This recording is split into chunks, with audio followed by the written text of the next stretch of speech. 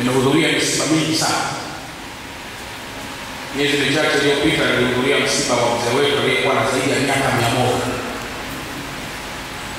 Lakini nilikuta watu wanalia na wanazimia kabisa. Anaitwa Mzee Msuguri aliyekuwa mkuu wa majeshi. Nafsini mwangu ikaniingia baada ya kusikia kifo cha mzee yule, mwingine akasema, lakini umri wake umekwenda sana. Kwa maandikio, kwa hitimisho, tulitarajia labda watu watasema tusilie.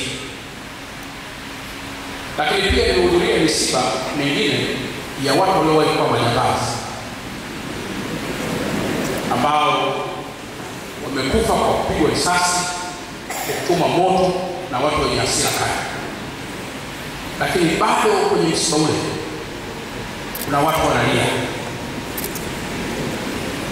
wanasikitika sana, wanaosema baba, mama, wanaoomboleza kwa kirefu sana.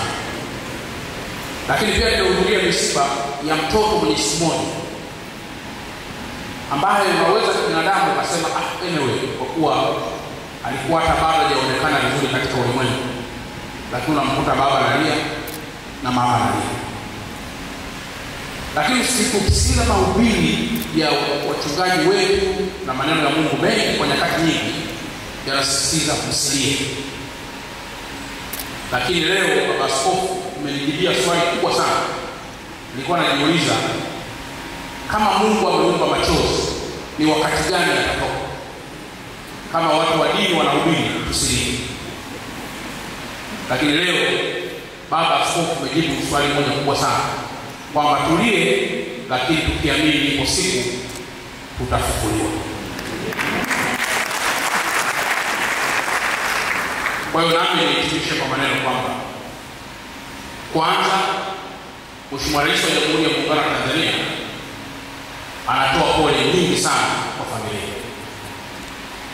Lakini pili, Mheshimiwa Rais wa Jamhuri ya Muungano wa Tanzania ameshatoa pole nyingi sana kwa Rais wa Zanzibar na mwenyekiti wa Baraza la Mapinduzi Dr. Hussein Ali.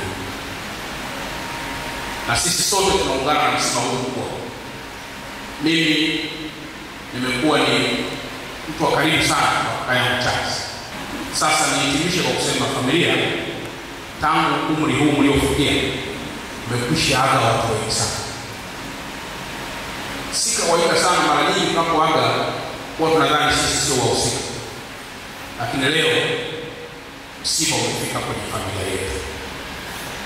Kama ambavyo tulikuwa katika imani na waambia watu msilie, na sisi tunaendelea kusema ishikeni imani kwamba Mungu yuko pamoja nanyi nyakati zote.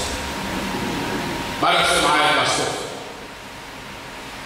itakuwa ni aibu sana kuja kumwaga kaka yetu Charles katika kanisa ambalo alikuwa akisali nyakati zote. Hapo nje kuna manguzo yako, hapo nje hapo mamiti yake yanaonyesha kwamba kanisa hili bado linajengwa.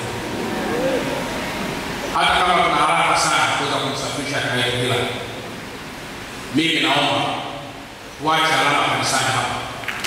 Baba askofu ameniambia kwa haraka inahitajika milioni kama 50 ili iweze kutoa haya manguzo hapa nje. Haiwezekani tukaingia hapa tukamtaja sana baba huyu ili tusianze sadaka hapa sana. Itakuwa sio jambo la maana kabisa.